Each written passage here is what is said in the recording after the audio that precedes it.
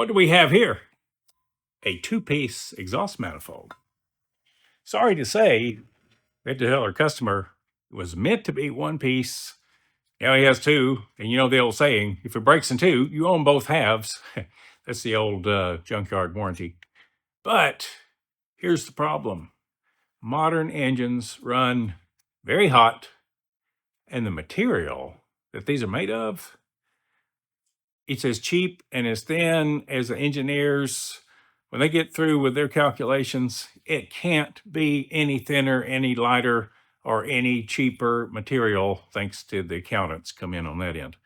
So what do we have? We have an endless stream of build it, send it out. A few years later, it breaks. Customer pays the cost of the repair. You're the customer. And it never ends. So the new manifolds, they make them thicker. Don't buy one from the dealer, buy it from the aftermarket, a company like Dorman. Thicker, better made, will withstand the heat better. What makes them get hot?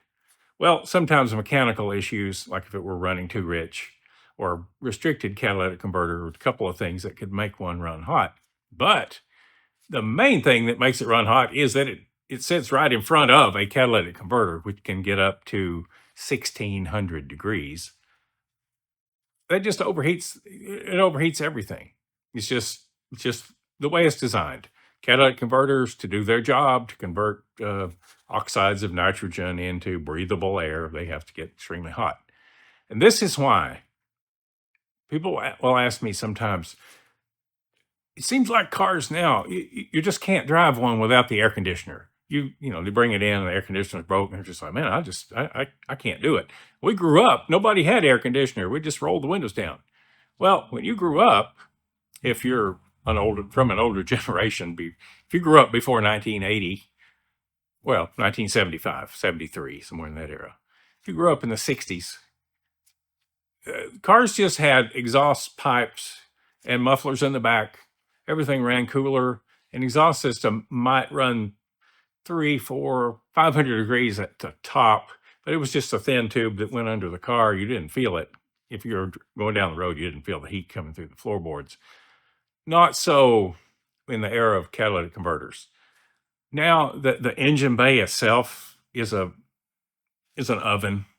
They even have pans underneath the engine to hold that heat in from the bottom, and the radiator openings are smaller. You've got a catalytic converter, turbochargers, all these things that just skyrocket the heat right inside the engine cabin and underneath the car. You can't drive a car without air conditioning safely anymore. So that's the difference between the era when you grew up. And the other one is, you remember, if any of you had, let's say you grew up in a motorhome vacations, then you remember that your parents, or maybe you, if you had one, always had an issue with broken exhaust manifolds. And they even made them out of stainless steel.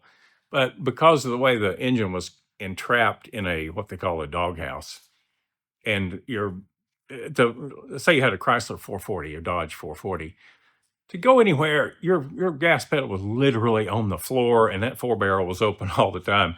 And you were just flooding the fuel through there, 3 to 4 miles per gallon on the trip at 25 cents a gallon. It didn't matter.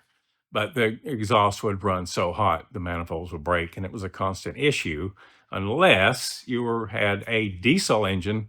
And back then, before the era of EGR and regen and turbochargers and all that, the older, slower turning diesels, you could actually lay your hand on the exhaust manifold. That's how cool and efficient they were with burning up the diesel fuel. The heat wasn't going out the exhaust pipe; it was going to the wheels. So it's a little history lesson combined with things you may be facing in your own life right now. If you start your car up and you hear that sound you don't want to hear, that loud exhaust, then you have a broken exhaust manifold.